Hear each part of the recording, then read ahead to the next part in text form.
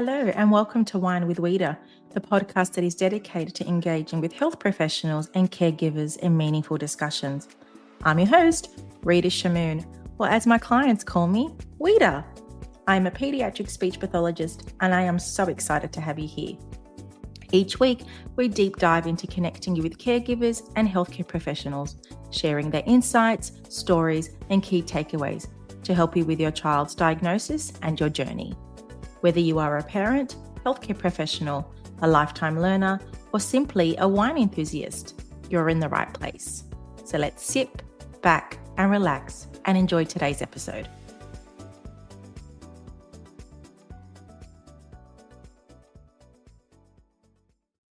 Hey everyone, welcome to Wine with Wita. I'm your host, Rita Shamoon, speech pathologist, but as my clients call me, Wita. Today I'm bringing to your ears a solo episode all about a funny moment that happened in speech therapy this week. I assessed a young 3-year-old, and during the assessment task, I was singing a song. I had my toy house, and I started to talk about what I would do with the door of the toy house. So I would give you a demonstration. Open the door, open the door, open. So during the interaction, I was singing as I was narrating what was happening, and the young little girl stopped in like a stunned moment. She looked at the TV and then she looked at me. She looked at me and then I looked at the TV. And I just thought, okay, she's just looking around. But as I continued to sing, open the door, open. Oh my goodness. She looked and then she pointed to the TV and then pointed at me. And I looked at her mum and she goes, she thinks Miss Rachel's here. And we all just chuckled in the moment. But then it made me wonder, why do people think that I'm Miss Rachel? It's a reoccurring theme that I see in my therapy room. But most people actually say to me, you are Miss Rachel. And I just brushed that comment off my shoulder. I think it's quite a compliment because Miss Rachel's amazing. But it made me wonder, what am I doing differently? Or what am I doing that's engaging with the child similarly to Miss Rachel?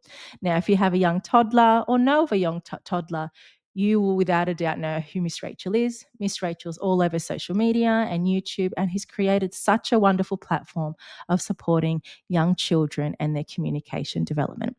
She has incorporated lots of early language techniques as well as singing. And if you know me personally, and if I treated your child, you will know how much I love incorporating rhyme and singing as well as using actions in treatment. Now, a lot of people say, why is this so successful? But think about it. When you're singing and you're engaging, you're creating joy. When you're creating joy, you're establishing a play environment. And with that, you are then creating connection. Yeah. So in that therapy session, I kept saying, open the door, open the door. After a while, the child actually pronounced the words correctly and was saying some of the terms that I wanted to use.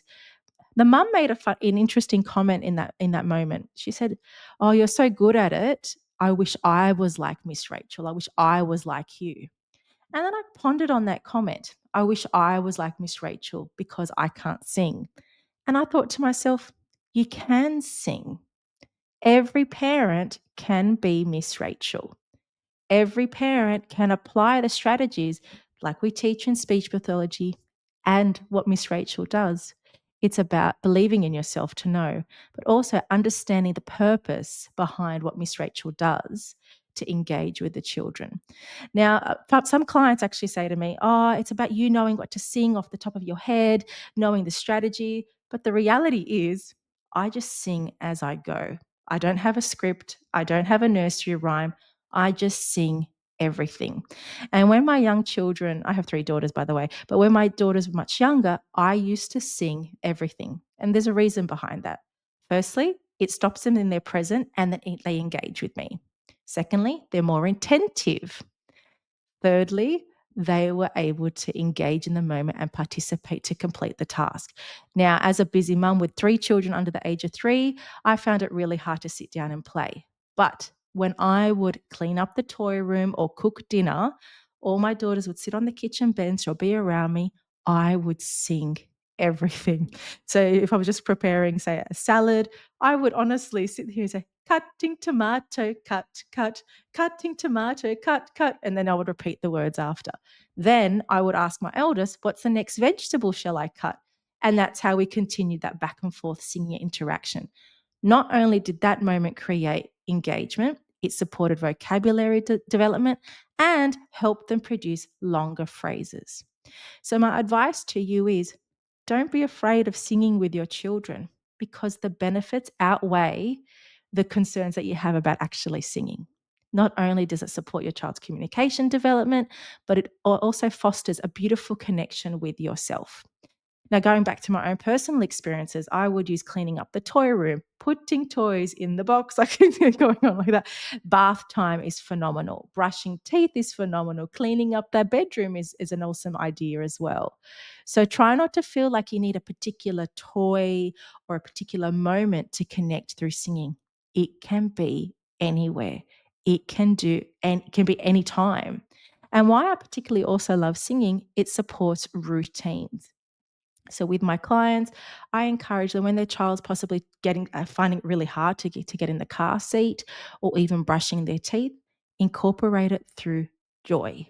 Because when you create joy, you create connection, you create a sense of safety, you create a sense of belonging, and most importantly, you can create a place of connection. And by following that pattern, you are then reducing the child becoming frustrated, reducing yourself getting really irritated at your child. But the task itself, you're not battling them to complete it. It becomes much shorter. And because you're doing it frequently, it becomes a high frequency task. It then becomes routine for the child, and they're actually familiar with it, which will then make it much easier for them to complete the task more independently without you being around all the time. So yes, let's really think about being Miss Rachel with our children, with all our young kids, because it is such a beautiful trait to not only connect but also to support their communication development. And one thing I want to say, Miss Rachel, she started her brand or even her platform simply through her son's communication difficulties. She has openly shared her son having a speech delay, and one of her challenges were there were no resources online to support her to understand how to communicate with her child. So, what she learned about the importance of using early language strategies such as identifying vocabulary, and then put in her skill of singing and incorporated the two. And with her joy and lived experience with her son, that led her to the platform of Miss Rachel. So I encourage you, don't be afraid to sing with your children. Do not be afraid to be your own Miss Rachel, because when a child connects and their face lights up that mummy's singing with me or daddy's singing with me, it fosters such an unspoken connection that will carry through with them through their life. I also want to make a comment. When my kids are really irritating me, particularly before school drop off, I start to sing, because nothing irritates me more by saying, come on, let's go. There's bags in the car, bags in the car. I just start to sing, because the amount of times I tell them, they don't even listen. But the minute mummy starts to sing, it's game on. We got to start to do it. So simply I say, in the car we go, go in the car. And they just know it's just time to go because mum's about to reverse the car. So I use it for my advantage now, even though my kids are older. It really has magical benefits just simply through the act of singing.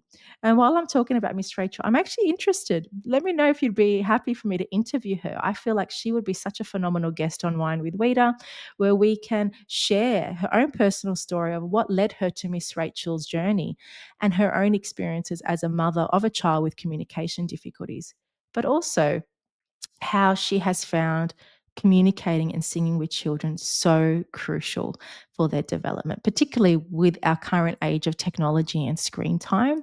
I even tell my patients, if you were to implement screen time, pick a resource like Miss Rachel, because it's educational, it's functional, and it's purposeful.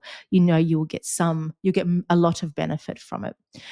So that's it, guys. I encourage you to sing with your kids this week, or all the time actually, and find a routine where you can establish that the strategies I implemented before or discussed before, to help your children out. I would really appreciate if you could leave a comment or even a 5-star review on this episode and share it with your friends or someone who wants to be inspired to find the little Rachel inside of them. I hope you have a fantastic day and take care. Another episode will be brought to your ears really soon.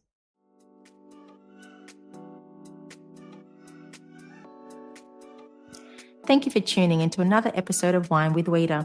I hope you found some new inspiration, learnt something new, or gained a fresh perspective. If you enjoyed this episode, I'd be so grateful if you please leave a 5-star review, as it really helps the show get in the ears of new listeners, plus it takes 5 seconds. If you're keen for more strategies and insights, then head over to Instagram and follow RS Speech Pathology.